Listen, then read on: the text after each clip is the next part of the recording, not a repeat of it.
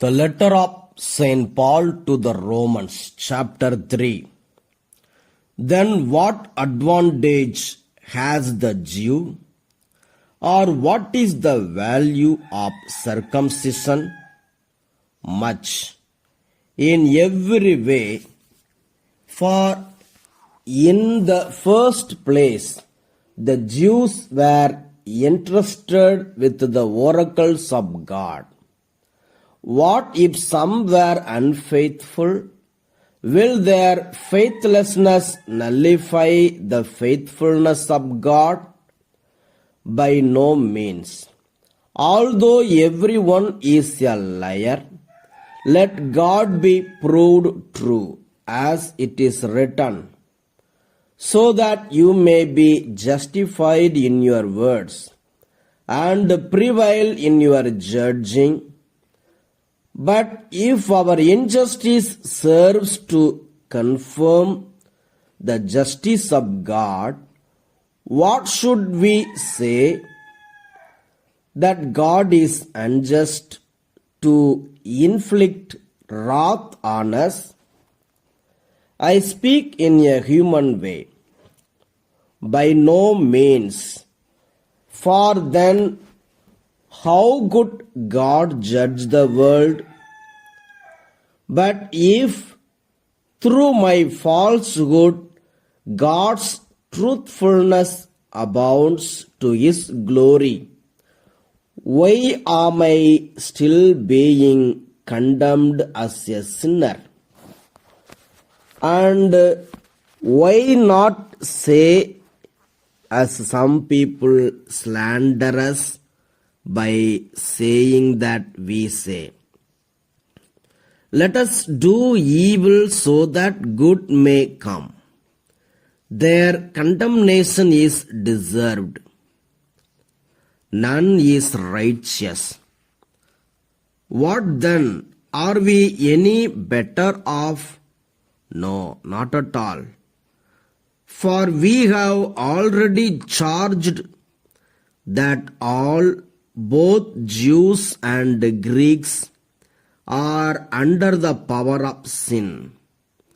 As it is written, there is no one who is righteous, not even one. There is no one who has understanding. There is no one who seeks God. All have turned aside. Together they have become worthless. There is no one who shows kindness. There is not even one. Their throats are opened graves. They use their tongues to deceive. The venom of vipers is under their lips. Their mouths are full of cursing and bitterness. Their feet are swift to shed blood. Ruin and misery are in their paths, and the way of peace they have not known.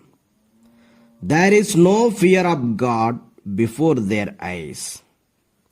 Now we know that whatever the law says, it speaks to those who are under the law, so that every mouth may be silenced, and the whole world may be held accountable to God. For no human being will be justified in His sight by deeds prescribed by the law. For through the law comes the knowledge of sin. Righteousness through faith.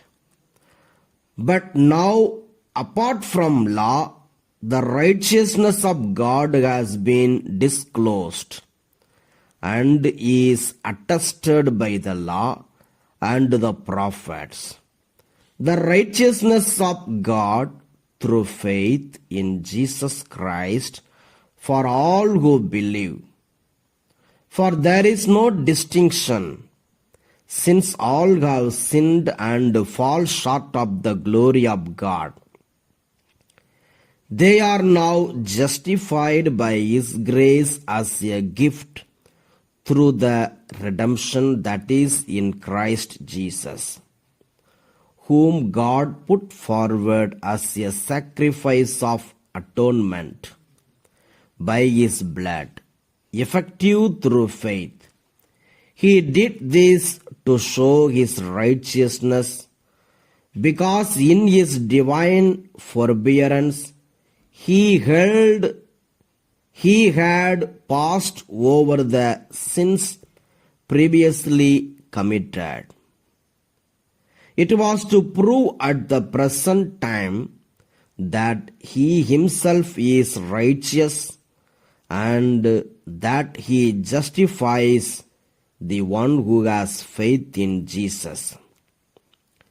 Then what becomes of boasting? It is excluded. By what law? By that of works? No, but by the law of faith. For we hold that a person is justified by faith apart from works prescribed by the law. Or is God the God of Jews only? Is He not the God of Gentiles also? Yes, of Gentiles also. Since God is one and He will justify the circumcised on the ground of faith and the uncircumcised through that same faith. Do we then overthrow the law by this faith? By no means. On the contrary, we uphold the law. The word of God. Thanks be to God.